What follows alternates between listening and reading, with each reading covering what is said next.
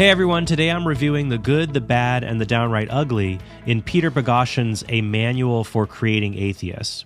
And I'm going to reveal how the author now thinks there's a bigger threat beyond religion. But before I share more about that, I just want to welcome you to the Council of Trent podcast. I'm your host, Catholic Answers apologist Trent Horn.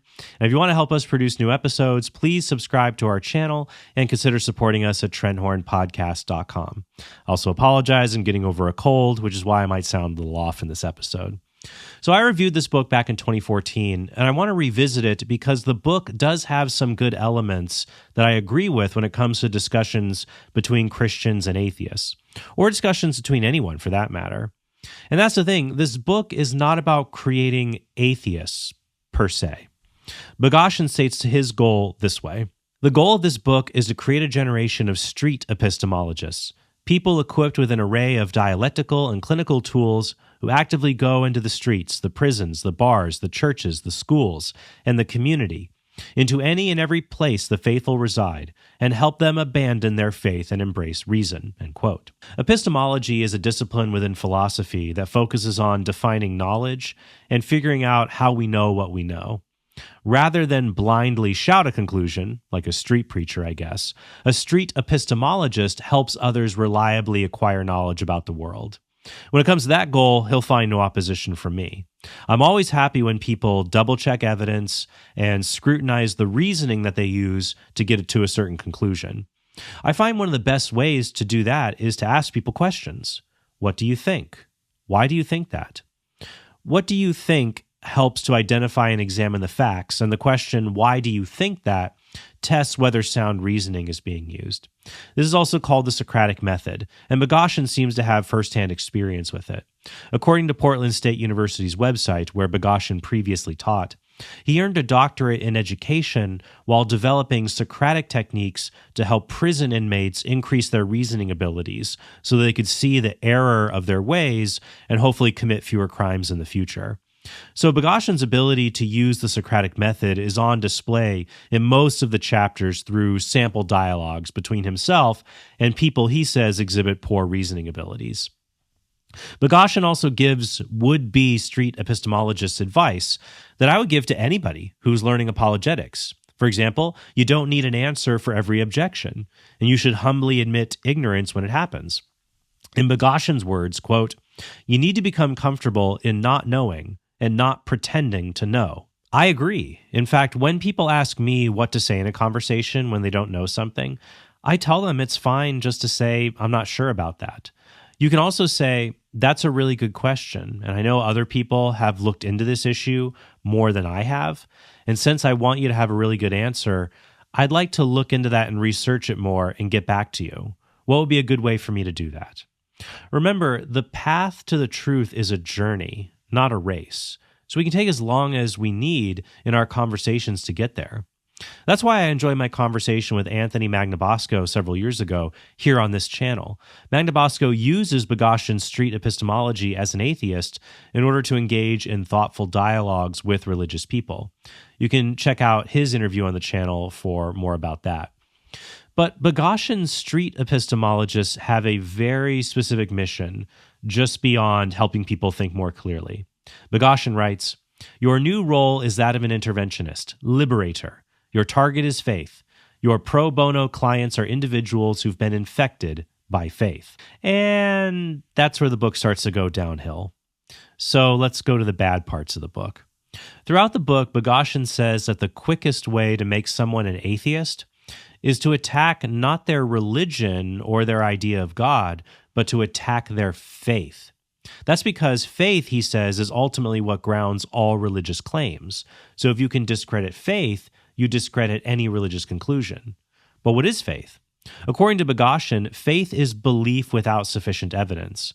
Because if you had the proper amount of evidence, then you wouldn't need faith. I'd respond by saying that religious faith is a trust in God, and generic faith is just a trust in someone or something. For example, we have faith that the laws of nature are uniform across time and space, even though we don't have enough evidence to confirm that's true. It could be different tomorrow.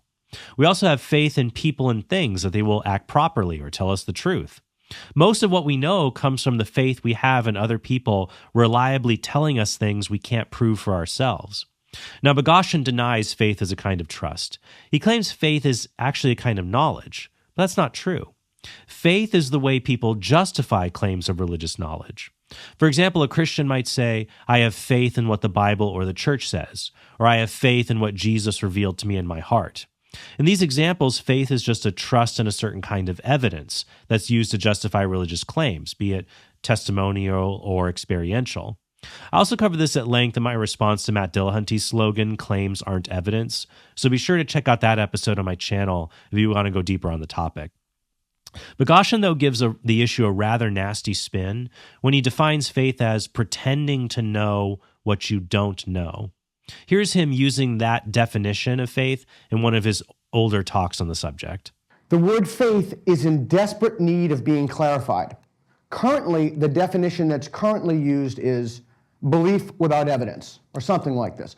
Belief with insufficient evidence, belief on the basis of no evidence, etc. The definition I am proposing is pretending to know things you don't know. In fact, pretending to know things you don't know is nearly synonymous with the word faith. To be clear, I don't mean everything that's a case of pretending to know things you don't know is a case of faith, but all cases of faith are pretending to know things that you don't know. It's definitive of faith that these are cases of pretending. Whenever you hear the word faith, just substitute pretending to know things that you don't know, and the definition, the meaning of what faith is, will become more clear. The use of the word pretending is pejorative and inaccurate. What's the difference between thinking you know what you don't know and pretending to know what you don't know? The first case would be a description of a mistake. You really thought the world was one way and it turned out to be different. The second case seems to involve a kind of deception, or at least a total disregard for evidence of any kind. It just doesn't work, though, for common sense definitions of the term faith. Consider this statement: I have faith Brian will remember to pick us up. That's not the same as saying, I'm pretending to know Brian will pick us up, but I don't know he will pick us up. In a discussion on Unbelievable Radio, Boghossian debated the Christian philosopher Tim McGrew, and McGrew rightly pointed out that Boghossian strawmans the Christian position by using a made-up definition of the word faith.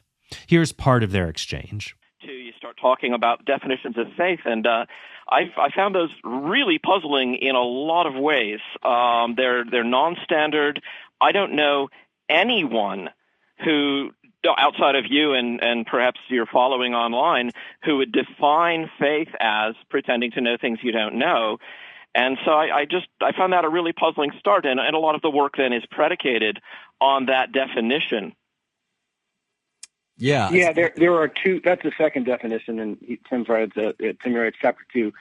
I also defined the primary definition was belief without evidence, and what I had said before is that I'm really interested in how people use the word faith, and I've taught literally tens of thousands of students and talked to people at all walks of life, and this is exactly how they use the word faith, is unevidenced belief. I don't think that my experience is unique, but we can certainly let the listeners reflect on their experience. I mean, many people I've spoken to for whom this usage is very, very standard, not the pretending, but the belief without evidence.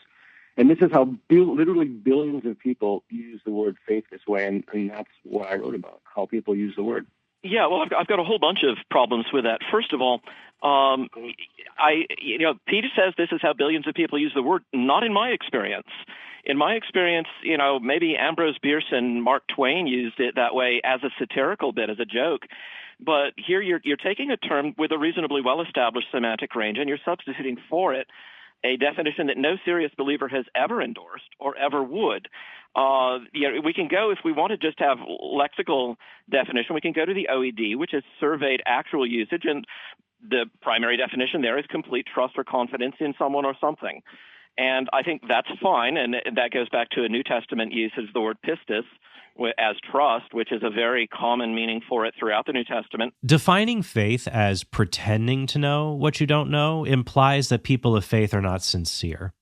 A pretender knows they aren't what they say they are, but people of faith are generally sincere. They may be sincerely mistaken, but they're usually sincere. So the main issue Boghossian must answer is actually this. Is the religious faith people have in certain internal or external evidences justified? Do they have a rational basis for holding their religious beliefs to be true? I'll admit sometimes a religious person does not, but you need a really good argument to say a religious person is never justified in their religious beliefs.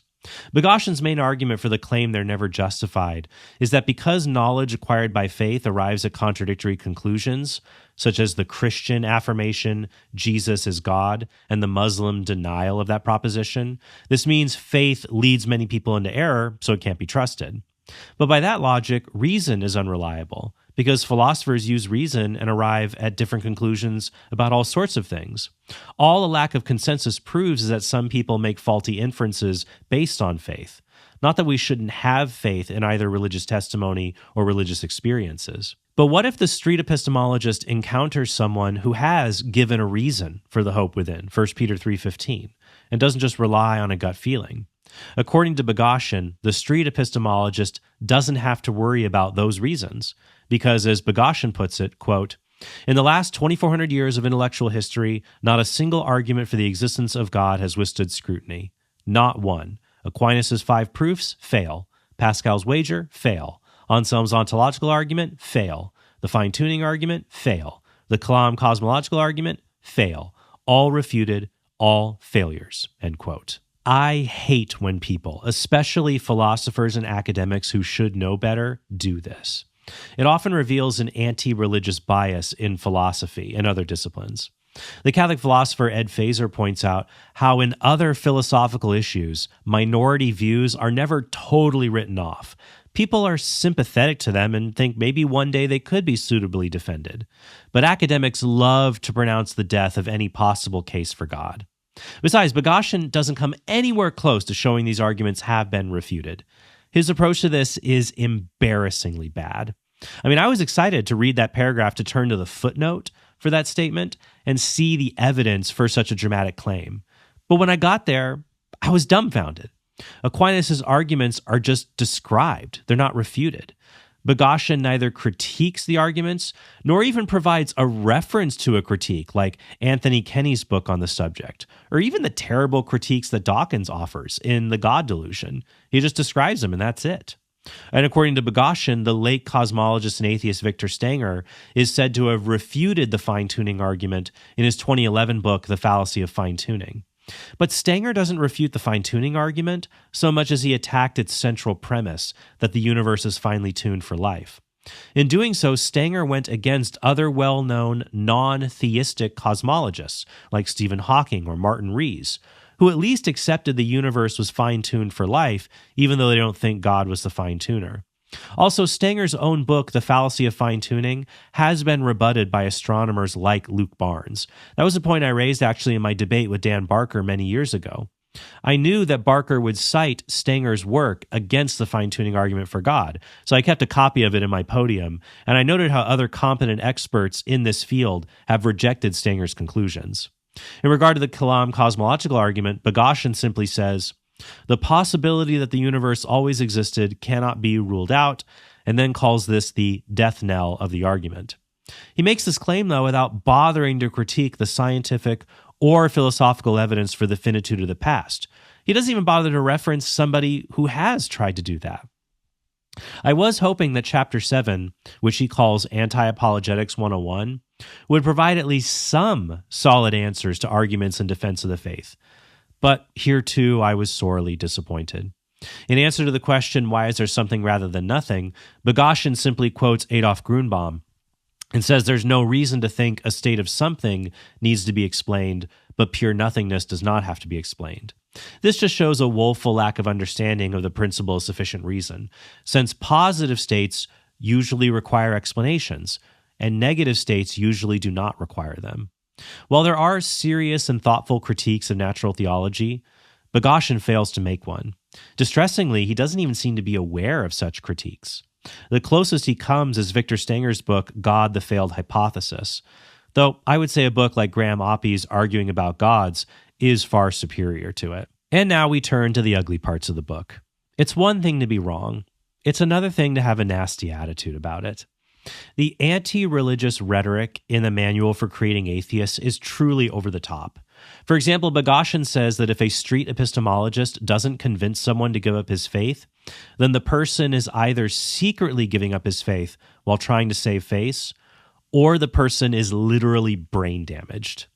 In a chapter called Containment Protocols, Boghossian says we should stigmatize religious claims like we stigmatize racist claims. We should treat faith like a kind of contagious mental illness that should be recognized by medical professionals. We should read apologist books, but we should buy them used so they don't make a profit. He also says, and I'm not making this up, we should promote children's television shows where epistemic knights do battle against faith monsters. It's like if the creator of the TV show Bible Man became an atheist, but he never got rid of his older, corny approaches to media and entertainment. The advice I would give atheists who are interested in this book would be to model the Socratic approach Boghossian teaches. Just don't use his rhetoric when you're talking to believers. For believers, I'd say that this is a good window into the attitude of popular, skeptic-based atheism. Knowing what's in this book can help you explain to the street epistemologist you aren't brain damaged. Instead, you have good reasons to think that what you believe is true, and the street epistemologist should examine those reasons with an open mind and charitable attitude. Finally, I think it's interesting that many of the defenders of new atheism from the early 2000s have now turned against the woke ideology that other atheists hold today. Boghossian no longer works at Portland State University because he's done things like attack absurd woke ideology. He even participated in a prank exposing the thoughtlessness of far-left academic journals. I'll show a segment from the reporter John Stossel that features Boghossian, but notice how Boghossian previously in his book on atheism, his mentality in the late 2000s and early 2010s is that we ought to stigmatize religious believers. We ought to have this aggressive approach. But I think now he probably regrets saying those kinds of things because woke ideologues use that same approach against others, and that's something Boghossian definitely opposes. So here's the clip. I've now closely considered the revisions of your manuscript, Dog Park, and they're laughing because they just pulled off a hoax. will recommend its publication in Gender, Place, and Culture.